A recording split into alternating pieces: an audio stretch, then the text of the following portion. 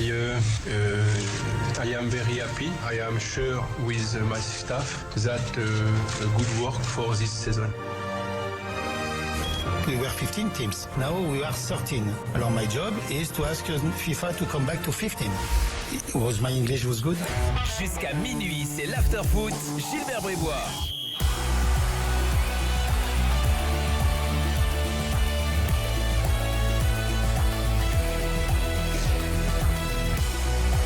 Bonsoir à tous, l'after est là jusqu'à minuit comme tous les soirs en direct. Bien sûr, l'after, l'émission qui dit tout haut ce que le monde du football pense tout bas. Ce soir au programme évidemment l'équipe de France, on va parler Coupe du Monde, c'est commence à arriver dans 11 jours. Dans 11 jours. Sur RMC, tous les matchs, bien sûr, vous le savez, dispositif exceptionnel de folie comme d'habitude. Daniel Riolo est là. Daniel, bonsoir. Salut les amis. Pierre Ducrot est là, messieurs, dames. Bonsoir. Pierre, bonsoir.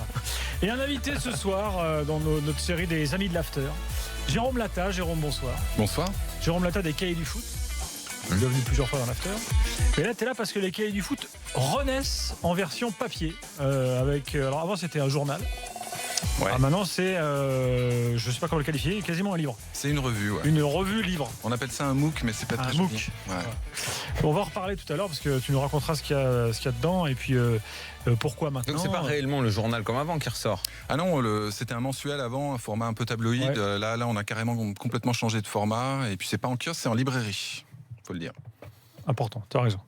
Tu sais que non, on peut faire une parenthèse tout de suite sur le journal qui n'existe. J'ai pensé à vous récemment. Ah. Bah si. Je sais pas si tu as pensé aussi au moment de l'affaire du journaliste chopé en douce par Twitter pour des propos. Ah, Denis Balbir. Ouais. D'accord. Oui, c'était un hasard assez étonnant parce que c'est tombé le soir même de notre bouclage et on a vu tourner la vidéo alors qu'on était en train de finaliser ce numéro 1. On racontera pourquoi tu parles de Denis Balbir. C'est fou parce que évidemment ce qui lui est arrivé est dégueulasse parce qu'on n'aime pas ses procédés même si vous avez fait beaucoup de mal. Mais sur le coup, quand ça lui est arrivé. Attends, les gens qui n'ont pas suivi l'affaire, Daniel. En fait, dans un des numéros de votre l'ancienne formule. De l'ancienne formule, à l'époque, des Cahiers du Foot qui faisaient les ballons de plomb, tout ça, on rappelle. J'espère que ceux qui nous écoutent savent quand même que les Cahiers du Foot. Beaucoup plus utile au football que le ballon d'or d'ailleurs. Voilà. On en reparlera. Était une revue importante, nouvelle. C'était toute cette nouvelle vague, ce foot et Cahiers du Foot, et puis nous aussi, parce qu'on s'inclut dedans. Et vous aviez fait une rubrique. C'était une chronique de Jean-Patrick de Fiel, voilà, un personnage et qui avait dit que Denis Balbir était le Rocco Siffredi des cordes vocales. Voilà, ce qui était plutôt flatteur pourtant. Et c'était en plus très drôle. Et voilà, et il avait mal pris. Vous avez fait un procès, c'est ça ? Voilà, c'est ça. On avait gagné en première instance et perdu en appel. Ça vous avait coûté beaucoup d'argent. Ça nous avait coûté un petit peu, et puis surtout toute cette procédure dont on se serait bien passé. Mais voilà, c'est très loin tout ça. On a vu un signe. Sur le coup, et c'est vrai, tu vois, évidemment, je me suis pas réjoui de ce qui lui est arrivé, c'est nul. On déteste ce genre de truc, se faire choper comme ça, c'est horrible. Mais je sais pas pourquoi j'ai pensé à ça. Mais tout le monde y a pensé. On a parlé de retour de karma beaucoup dans nos mentions Twitter dans les 24 heures qu'on suivi. Parce qu'en fait, ce qu'il avait fait était pas bien. Ce qu'on lui a fait, c'est pas bien. Ouais, c'est ça. Et ce qu'il vous a fait, c'était pas bien. Alors, on n'a pas pour un truc d'humour comme ça de faire un procès, c'est grotesque. On rentrera dans les détails tout à l'heure, Daniel. Il y aura des avis tranchés ce soir. Pierre, il veut parler du milieu de l'équipe de France. Je sens qu'on va parler de Pogba, je sais pas pourquoi. Daniel, t'en as pas assez parlé, toi, ces jours-ci. J'en ai pas du tout parlé, moi. Il était pas là. Très bien. Ouais. Okay, très bien, alors. Daniel veut parler, lui, d'état d'esprit. Vous allez voir qu'il va faire un parallèle entre son sport favori, le football, et notre sport favori. Le tennis. On a le droit d'avoir deux passions dans la vie. Le sport qu'il pratique vraisemblablement avec... comment dire. T'as été à Roland-Garros un petit peu ? Donc le tennis. Donc, ouais. Et puis Jérôme Lata, il va nous parler de fumigène. Il nous en a même ramené un, tiens. On va pouvoir le craquer, j'espère quand même. D'habitude, ça se cache dans le froc, là. Tu l'as pas. Oui, mais alors là, celui-là dans le froc, ça fait un peu. Je sais pas si c'est possible, parce que les on va dire pour le décrire à la radio, de miniaturisation, c'est pas évident quand même, quoi. Ah non, là, ça se trouve à la fouille, ça normalement. Ouais. Pour le décrire, alors ça fait quoi ? On va dire. C'est un modèle de base. On peut comparer avec Rocco Siffredi. Oh non. Ça dépend à quel moment. Rocco Siffredi, c'est plus que ça. Rocco, c'est un 25. Non, là c'est 16-17 cm de haut sur un diamètre de quoi ? Un truc, il est 16 ou 17. Attends, t'es bricoleur ou quoi ? Non, tout Comment tu simplement. peux savoir que ça Daniel, fait 17 ? T'as des enfants ? Oui. T'as acheté récemment à la rentrée scolaire un double Je vais y arriver. Un Oui, double, enfin, une règle, Pas un double, un double décimètre. un double décimètre, merci, 20 cm. Oui, enfin, c'est Eh ben, c'est- ok, eh ben, c'est pas beaucoup parce plus que grand que j'ai- ça. ok, C'est que beaucoup j'ai plus grand que l'œil ça. pour savoir. Ah si, bien sûr que si. Je suis sûr que tu le mesures, il est pas loin Enfin, de donc 16, 17. ça ferait, selon Pierre Ducrot, environ 17-18 cm. Ouais, non, Et on est 3 dans ces cm de eaux-là, diamètre. Et Allez. donc, voilà. C'est vrai qu'à cacher dans un calbar, c'est. Ouais. Bon, On y Ah, on reviendra. le cacher ailleurs, peut-être, je sais pas. Et puis les rendez-vous habituels de l'after, foot international tout à l'heure, actu allemande, actu anglaise, actu belge au programme avec les dernières histoires belges, toujours drôles. Toujours des trucs marrants. Là, ils ont une sorte de matelas. Bon, bref, on verra ça tout à l'heure. Et puis le quiz tout à l'heure, 23h40, avec à gagner donc la BD Football District de Timothée Osterman chez Fluide Glacial, toujours aussi bonne. Et puis on a un direct ce soir, messieurs. ah ouais. Espagne-Suisse, match amical Ah bah oui. que suit Loïc Brailly. Loïc, bonsoir. Bonsoir messieurs, début de deuxième période, effectivement, premier et dernier d'ailleurs match de préparation de l'Espagne sur le sol européen, puisqu'ils ont un deuxième match de programmé contre la Tunisie à Krasnodar, donc déjà en Russie samedi prochain. Ils partent dès jeudi en Russie, les amis espagnols de Lopetegui. Ils mènent 1-0 contre des Suisses bien pâles ce soir. On a une petite frayeur concernant Andrés Iniesta qui s'est longuement tenu le genou allongé de longues minutes, mais finalement il a pu se relever, le capitaine de la Roja, donc pas trop de soucis pour lui. En termes de compo, il n'y a pas de Sergio Ramos ni de Isco. Ils ont rejoint la sélection que tardivement ces derniers jours, donc ils n'étaient pas concernés par ce match-là après évidemment leur succès en Ligue des Champions. On a Azpilicueta dans l'axe avec Gérard Piqué, Alcantara, Coquet, Iniesta au milieu, Diego Costa, Silva et Aspas, le joueur du Celta, devant. Et puis surtout le buteur, un certain Alvaro Odriozola, jeune joueur de la Real Sociedad, 21 Pareil ans. qu'il est pas mal, lui. Ouais, hein. il a arraché sa place dans les 23 un petit peu de manière totalement surprenante, puisqu'il y a encore à peine 18 mois il jouait en Segunda B, la 3e division espagnole, avec la réserve de la Real Sociedad, et il a franchi les paliers au fur et à mesure des mois jusqu'à arriver en équipe première, à multiplier les apparitions en Liga, et il a totalement séduit Lopetegui, puisqu'on rappelle que Carvajal, le latéral droit, s'est blessé en finale de Ligue des Champions, et on ne sait pas trop dans quel état il sera à la Coupe du Monde. Et ben voilà, c'est lui qui a marqué le but, une magnifique reprise de volée à l'entrée de la surface de réparation. Donc voilà, l'Espagne qui mène un but à 0, et des Suisses qui voulaient une grosse nation pour préparer leur premier choc face au Brésil. Des Suisses franchement décevants. Il y a Seferovic devant, il y a Shaqiri qui est titulaire notamment, mais pas beaucoup d'occasions pour David De Gea qui passe une soirée relativement tranquille. Match qui se déroule à Villarreal ce soir. 1-0, 53 minutes en faveur de l'Espagne. 1-0. Très bien, magnifique. Image Panini de Loïc Brailly sur BFM Sport, somptueuse, qui rappelle les grandes heures de l'OM 93, bien sûr. Et unique. vous savez. Et unique. Ouais. Là, pour la trouver dans les unique. petits paquets, faut y aller. Et voilà, puisque Loïc est le sosie officiel d'Alain Boxic de la grande époque. Ah, Oui, ici un peu. Ouais. ah ouais, c'est vrai. Ouais, non, mais j'y avais pas pensé. À propos de Sergio Ramos, vous avez vu l'échange de tweets avec Zlatan ? Non. Zlatan qui dit si Sergio Ramos m'avait fait ça, il aurait fini coma à l'hôpital. Et l'autre répond aucune chance, tu joueras jamais la finale de Ligue des Champions. C'est très bon. C'est très très bon. Eh oui. Voilà. Très, Et très Ramos est assez extraordinaire. Ah ouais, c'est comme très, mec, très quand bon. même. Premier ravi du soir, celui de Pierre Ducrot. Messieurs, dames, attention, ça va parler Pogba. Jingle. Moi, il y a un truc qui m'énerve, Jonathan, par contre, c'est quand t'emploies des mots que je connais pas. Exogène. Tu pouvais pas dire un recrutement qui vient de l'extérieur? Magnifique. Alors, ton avis, parce que c'est vrai que c'est le débat après le match de vendredi, là, sur Pogba, tu avais un truc à dire, et dans l'after, on peut dire les trucs. Ouais. Donc, Alors, je voulais parler d'abord d'un secteur de jeu, le milieu de terrain, plus globalement, mais effectivement, quand on parle du milieu de terrain de l'équipe de France en ce moment, on parle forcément aussi de Paul Pogba, donc j'y viendrai ensuite. Quand on parle du milieu de terrain de l'équipe de France, on est obligé de faire une petite parenthèse avec le système de jeu Didier Deschamps, ou les principes de jeu de Didier Deschamps, voilà, qui sont, on le sait, basés, ou en tout cas une préférence sur de l'intensité dans le pressing, sur une densité athlétique, sur pas mal de paramètres où on peut subir, on peut aussi ensuite derrière contrer et jouer très vite vers l'avant. Et donc pour ça, il faut certaines qualités. Matuidi et Kanté pour moi les ont, très clairement. Kanté en tout premier, voilà, on sait qu'il sera titulaire et parce qu'il est à son poste indétrônable. Matuidi en a certaines de celles-là, et puis il est en plus le garant d'un certain état d'esprit dans ses principes de jeu.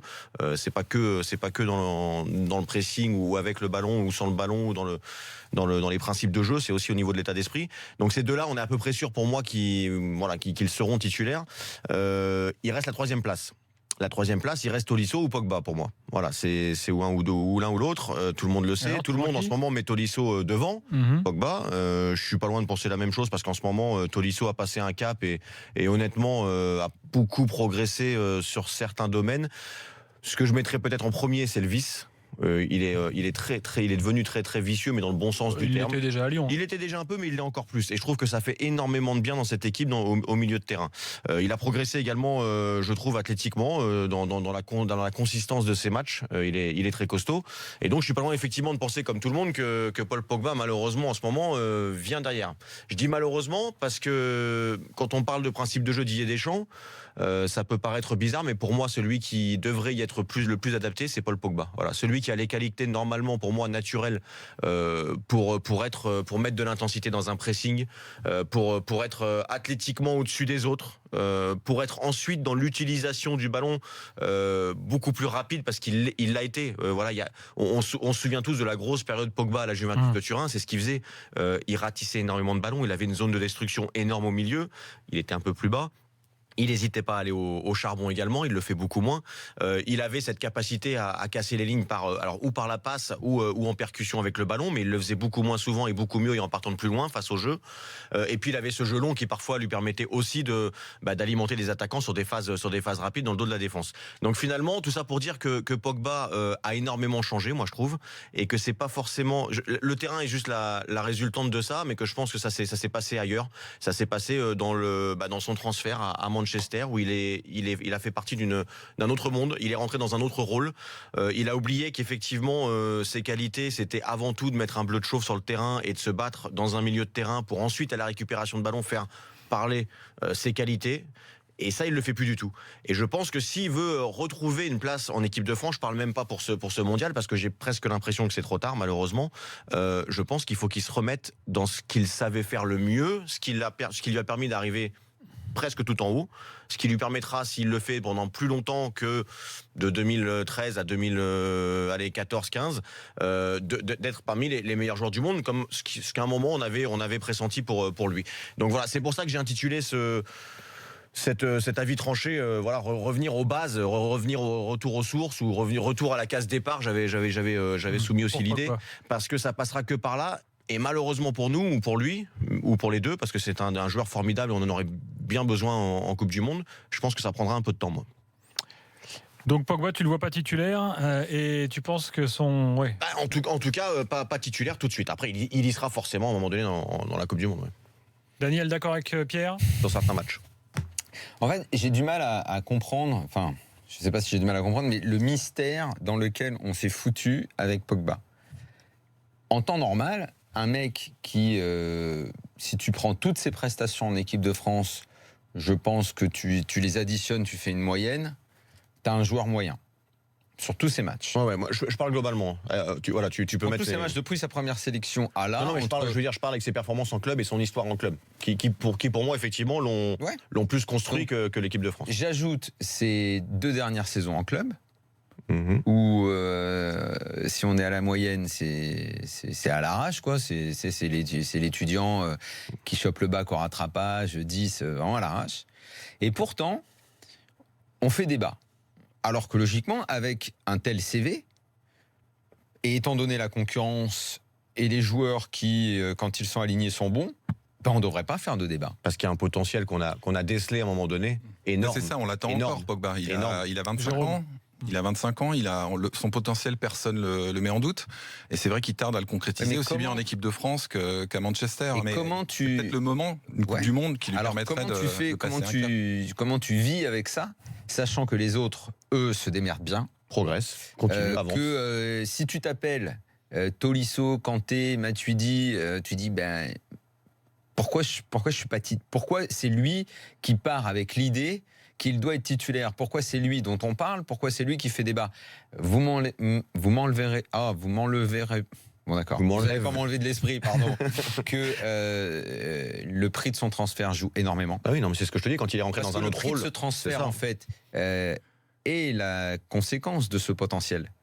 C'est la conséquence de ce qu'il a montré pendant 2 ans. C'est 2 ans ou 3 ans. Ce joueur est considéré comme un futur grand et que médiatiquement on l'a annoncé comme un ballon d'or en puissance, que lui-même a joué le jeu de ce cirque médiatique. Il est en entrant dans un rôle. En s'annonçant comme un futur ballon d'or, en ayant un comportement de star. En changeant son jeu pour ça. Qu'il a eu un transfert de star, qu'il ne faut pas nier, il a fait de très bon match à la Juve, mais qu'on l'a pas laissé partir en perdant quelque chose, parce que la Juve s'est très bien comportée après son départ. Il n'y a pas eu de baisse. Toi, on peut pas dire qu'il a laissé un trou à la Juve et c'est passé et on l'a oublié. Eh bien, aujourd'hui, pour moi, c'est un mystère qu'on en parle autant. C'est un faux mystère, parce que j'explique en même temps. Mais il y a plus de choses qui sont à côté du foot qui expliquent qu'on en parle autant. Ça, oui, mais c'est ça. Ça, c'est totalement le foot moderne. Mais c'est ça, en fait. Alors que normalement, tu as des performances qui sont moyennes, mais on va faire jouer les autres. Et moi, je te dis que ce mystère, il va même, il nous pousse à quelque chose d'encore plus fou. C'est qu'aujourd'hui, Pogba, on le sait, va démarrer le premier match. Parce que je ne crois pas. Je suis pas sûr, moi. Moi, je suis pas sûr de ça. Il l'a déjà mis sur le banc, Didier Deschamps. Moi, je suis pas sûr de ça. Il l'a mis 2 fois sur le banc lors des 2 précédents tournois finaux, donc ça veut dire qu'il lui accorde pas non plus un statut. Moi, je suis pas sûr de ça non plus. Deuxième match. Mais alors attends, le premier match, alors c'est l'Australie. On va dire oui, l'Australie, c'est peut-être l'équipe la plus bidon des trois. Tu vas te retrouver face à ça. Donc finalement, est-ce qu'il va mettre l'équipe type contre l'Australie? Et là, s'il y a Pogba, tu vas dire tu démarres avec ton équipe type. Peu importe le match, tu démarres avec ton équipe. Moi, très franchement, je suis prêt à parier qu'il démarre. Parce que je serais presque prêt à parier le contraire. Ne pas le mettre, top les gars, c'est te coller un problème. Il y a un but au match Espagne-Suisse. Égalisation de la Suisse, messieurs. But de Ricardo Rodriguez, le joueur du Milan, après une faute de main de David De Gea sur un centre de la droite vers la gauche. Voilà, le ballon qui lui échappe et derrière Ricardo Rodriguez qui suit correctement pour envoyer le ballon au fond des filets. Donc égalisé, une équipe d'Espagne qui a tendance un peu à s'endormir. Alors il y a une grande revue d'effectifs. Ils ont dû se mettre d'accord les deux sélectionneurs comme ils le peuvent évidemment dans ce cadre de matchs amicaux avec 6 changements de prévus visiblement. Donc Iniesta qui est sorti, Diego Costa aussi, David Silva également, Lucas Vazquez, Asensio, Saúl Ñíguez sont notamment rentrés. Ils se sont fait donc surprendre sur ce coup-là, les Espagnols qui pourtant maîtrisaient largement les débats depuis le début de cette rencontre. On a dépassé légèrement l'heure de jeu, un partout donc entre l'Espagne et la Suisse à Villarreal dans ce match de préparation au mondial. Avec le Valbuena Suisse, Shaqiri. Donc je reprends, t'imagines le problème que tu t'es collé, parce que tu vas démarrer avec, parce que si tu démarres pas avec, vu le statut et la place dans le groupe, mais tu le remets à sa place. Tu le remets à sa place actuelle, je veux dire. Je termine mon histoire. Vas-y, mais où il faut qu'il montre. Je pense que tu te colles un problème. Et en fait, tu te colles une polémique, et c'est ce que souvent les sélectionneurs aujourd'hui veulent éviter. Parce qu'ils veulent. Tu crois qu'ils veulent pas démarrer une polémique? Parce que tout le monde est finalement assez clairvoyant, je trouve, avec ça. C'est que aujourd'hui, Tolisso montre qu'il est plus efficace en ce moment au milieu de terrain avec l'équipe de France que Paul Pogba. Tolisso, il y a une petite remarque à faire quand même, c'est qu'il a fait des très bons matchs en équipe de France, mais on a vu aussi qu'il avait un petit peu de mal à tenir ses nerfs, ce qui n'est pas nouveau. Et en Coupe du Monde, ça ne pardonne pas du tout. La manière dont il a réagi aux petites provocations des Italiens l'autre soir, ça peut devenir très, très vite gênant. Ça peut se déboucher sur un carton rouge. Parce qu'en Coupe du Monde, la sanction, elle est immédiate. Tu as raison, sauf que quand tout à l'heure je parle de vice, on est juste entre les deux, quoi. Entre le gros caractère et le bon vice, et puis effectivement perdre ses nerfs. Effectivement, il est souvent sur la corde. Du vice, c'est garder ses nerfs. On a parlé de Sergio Ramos. Moi, j'ai trouvé dans les matchs de qualification que justement, il avait été très utile pour ça. Alors, c'est vrai qu'il est souvent à la limite. Est-ce qu'il va y rester ou est-ce qu'un jour il va passer la ligne rouge? Les gars, l'avis d'Arthur au 32-16. Arthur, bonsoir. Salut toute l'équipe, comment vous allez? Bonsoir. Ça va et toi? Ça va très bien, écoutez. Arthur, tu es supporter rennais, ce qui te qualifie à parler de Paul Pogba.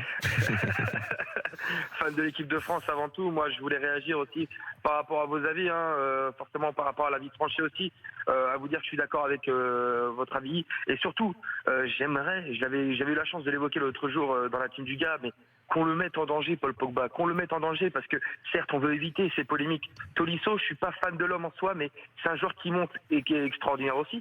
Mais Paul Pogba, potentiellement, c'est le joueur le plus fort de l'équipe de France. C'est le joueur qui peut être meilleur devant Mbappé, Griezmann, devant tout le monde. Il a changé de style de jeu, voilà, comme vous l'avez évoqué, pour espérer être ballon d'or face à son transfert. Mais aujourd'hui, je pense que Pogba doit être mis en danger. Tu l'as vu quand, ce potentiel en action? À la Juventus. Dans quel match tu l'as vu? Si, moi je suis d'accord avec la Juve, on a vu des gros matchs. Dans quel match? Réponds-moi. Je vais pas te ressortir des matchs aujourd'hui, voilà. mais on l'a vu dans des Daniel, gros matchs. qui va te ressortir des matchs il y a 4 ans? En gros, de 2012 à 2014, il fait des gros matchs avec la Juve notamment. La Coupe du Monde. Non, je te parle pas avec l'équipe de France. Moi, c'est pour ça que je te disais, je te parlais globalement. Je te parle pas de l'équipe de France. Je te parle effectivement aussi de son changement en club. Il a une équipe qui, en championnat, domine largement. En Ligue des Champions, il fait également mais il a jamais crevé l'écran. Je suis d'accord avec toi. Avec la Juve, il faisait pas des matchs à avoir le Ballon d'Or, mais par contre, tu décelais le potentiel du joueur. C'est pour ça qu'on a misé énormément sur lui. Comment tu vis tout le temps avec le potentiel? Le prix des transferts est basé là-dessus. Daniel, je te dis pas que justement tu dois vivre tout le temps avec le potentiel. Je te dis que le potentiel, on l'a vu. Et que malheureusement, il n'a pas été confirmé parce qu'il a, à cause de ce dont tu as parlé, le transfert, etc. Non, moi je pense que le potentiel, il l'a réellement. Mais on s'en fout. Mais si. On s'en fout de ça. Non, c'est important parce que si à la base il l'a pas, on n'en parle même pas. Il n'est pas à Manchester et on n'en parle même pas. La déformation du foot moderne, c'est qu'on se fait un avis uniquement sur le potentiel. Et ce potentiel, tu le traînes pendant des années.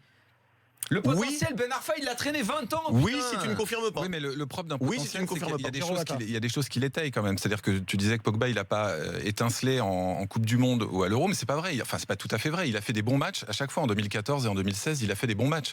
Donc le truc, c'est que Pogba, son potentiel, il le laisse toujours entrevoir. Des bons matchs. Les autres aussi ont fait des bons matchs. Oui, bien sûr. Oui, mais on continue à voir dans ses prestations le joueur qui pourrait être. Et on continue à espérer. Donc de la part de Deschamps, aujourd'hui, est-ce qu'on a ce genre de cas de figure dans les autres sélections? Il faudrait s'y intéresser, mais je pense que tu peux trouver des joueurs comme ça, ouais. Mais je sais pas.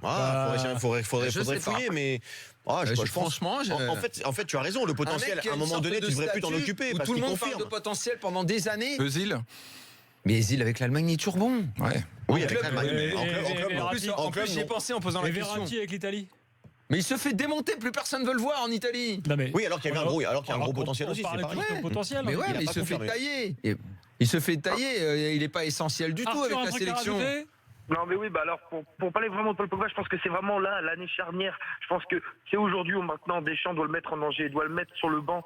C'est inévitable pour qu'il réagisse. Comment il va vivre la mise en danger, c'est un autre problème, Arthur. Oui, je suis d'accord avec Arthur. Il vient pas ici pour jouer avec ses potos. On sait que il est avec ses potes, il voit Griezmann, il voit tout le monde, Gisou, tout ça, pas de souci. Mais derrière, il faut être compétitif. Nous, on attend quoi de l'équipe de France?